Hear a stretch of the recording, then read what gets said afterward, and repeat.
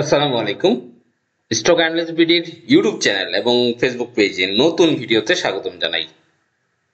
আজকে ডিসেম্বরের 8 তারিখ সোমবার রাত 8টা 56 মিনিট। এই সপ্তাহে আর 3 কর্মদিবস ট্রেড রয়েছে, আগামীকাল, পরশুদিন এবং বৃহস্পতিবার। এবং অত্যন্ত একটি গুড নিউজ, সেটা হচ্ছে নির্বাচনের তফসিল 10 ডিসেম্বর সিইসির ভাষণ রেকর্ড হবে। এটা আজকে পাবলিশ করা হয়েছে ইন্ডিপেন্ডেন্ট টিভিতে এবং সেখানে এটা পাবলিশ করা হয়েছে 5টা 16 মিনিটে।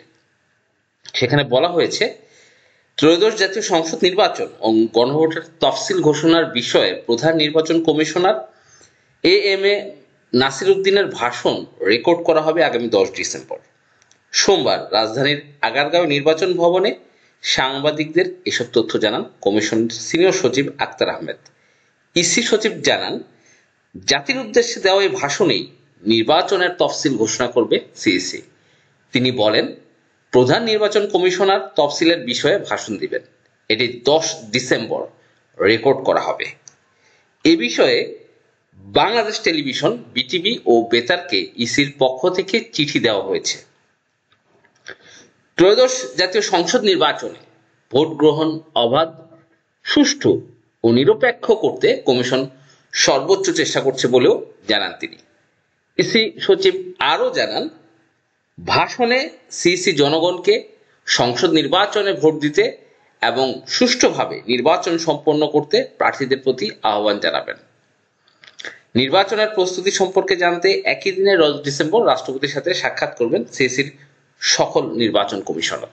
তার মানে বুঝতেই পারছেন যে তফসিল ঘোষণা কিন্তু আমরা চূড়ান্ত, এবং সেটা 11 ডিসেম্বর হবে এবং সেটা হচ্ছে বৃহস্পতিবার।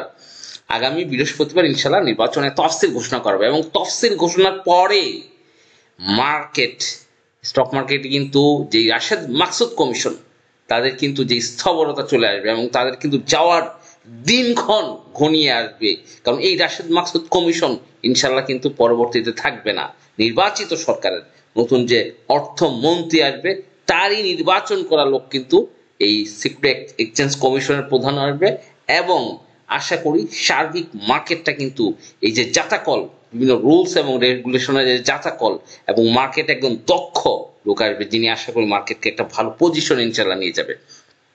আজকে নির্বাচনের তফসিলের যেই একটা ডিক্লারেশন, সেটার উপর বেস করে কিন্তু আজকে মার্কেটটা 33 পয়েন্টেরও বেশি বেড়েছে।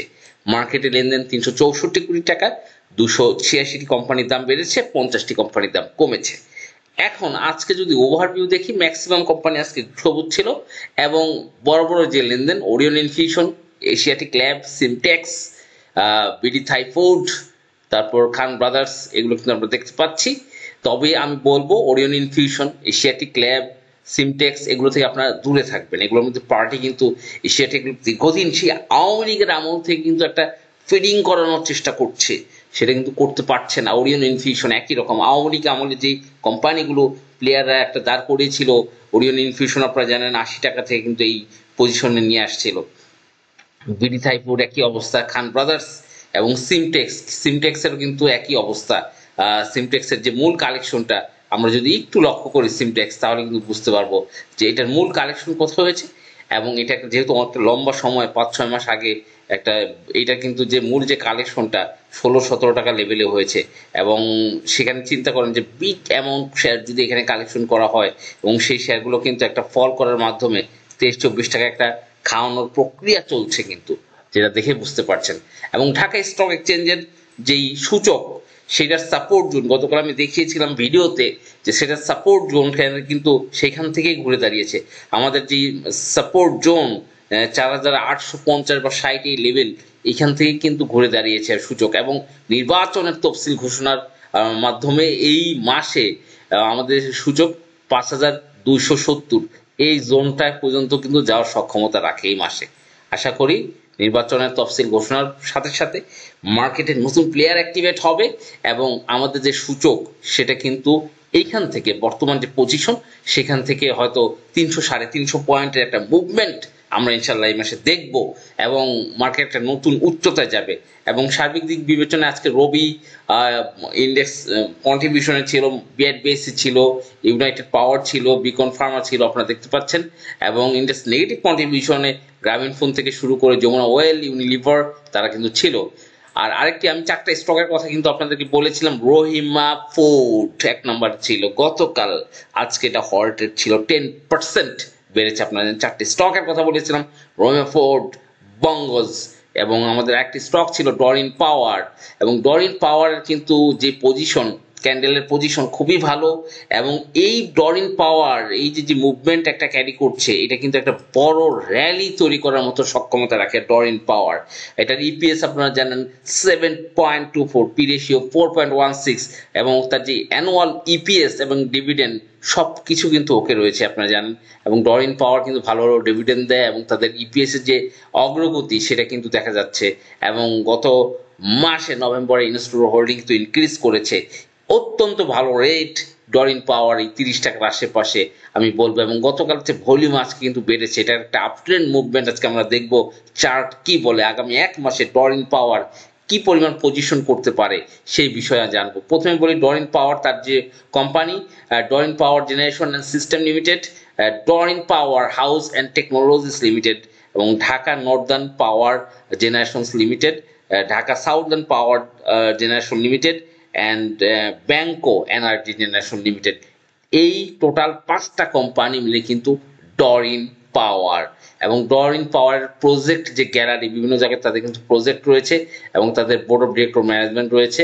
এবং আমি যদি দেখি ডরিন পাওয়ার যে মাল্টি অ্যানালাইসিসটা যদি ফলো করি, সেখানে দেখবো যে এই মাসে কিন্তু এটা 42 টাকা লেভেল, 42 টাকা পজিশনটা মিনিমাম Q2 জানুয়ারির ভিতরে একটা 42 টাকা লেভেলটা কিন্তু মান্থলি চার্ট বলে যে 42 টাকা লেভেলটা কিন্তু যাওয়ার পসিবিলিটি রয়েছে। এবং উইকলি চার্ট যদি আমরা ফলো করি, উইকলি চার্টে দেখবো যে ইচিমোকো যে ক্লাউড রয়েছে সেটার উপরে অবস্থান করছে, ক্লাউডের উপরে অবস্থান করছে। এবং ক্লাউডের উপর থেকে কিন্তু একটা আপট্রেন্ড মুভমেন্ট আমরা আশা করতেই পারি ডরিন পাওয়ার থেকে। এবং সবচেয়ে বড় কথা হচ্ছে ডরিন পাওয়ারের যে ডেইলি ক্যান্ডেল, সেখানে কিন্তু একটা ভালো পজিশন রয়েছে ডরিন পাওয়ার। এবং এই আপট্রেন্ড মুভমেন্টে, এবং আপনারা জানেন যে ডরিন পাওয়ার যে ফ্লোর প্রাইস, এই ফ্লোর প্রাইসটা কিন্তু অনেক উপরে 60 টাকা লেভেলে ছিল। আপনারা যদি দেখেন যে এখানে ফ্লোর প্রাইসে যে ডরিন পাওয়ার যে ফ্লোর প্রাইস 60 টাকা 61 টাকা, এই লেভেলে কিন্তু ডরিন পাওয়ারের ফ্লোর প্রাইস ছিল। সেখান থেকে একটা লম্বা কারেকশন, এর আগে ডরিন পাওয়ার যে মূল যে প্রাইস সেটা কিন্তু 90 টাকা লেভেলে ছিল, এবং পরবর্তীতে সেটা ছিল 2017 সালে, এবং পরবর্তীতে সে 2021 সালে কিন্তু সেই আপনার 80-84 টাকার এই যে রেজিস্ট্যান্সটা এই পর্যন্ত কিন্তু চলে আসে ডরিন পাওয়ার। এবং এরপরে লম্বা একটা কারেকশন হওয়ার পরে আবার কিন্তু উত্থানে যাচ্ছে। আমরা আশা করব ডরিন পাওয়ার নেক্সট 1 বছরে ভালো ইপিএস দেওয়ার মাধ্যমে তার যে রেজিস্ট্যান্স 84 টাকা সেই লেভেলে টাচ করার পসিবিলিটি রয়েছে। এবং আমরা যেটা দেখতে পাচ্ছি ডরিন পাওয়ারের সার্বিক বিবেচনায় স্টকটি খুবই প্রাণবন্ত, এবং স্টকটি কিন্তু চরম একটা ভালো পজিশনে রয়েছে ফান্ডামেন্টাল স্টক হিসাবে এবং সবকিছুর দিক বিবেচনা করে। ধন্যবাদ, আসসালামু আলাইকুম।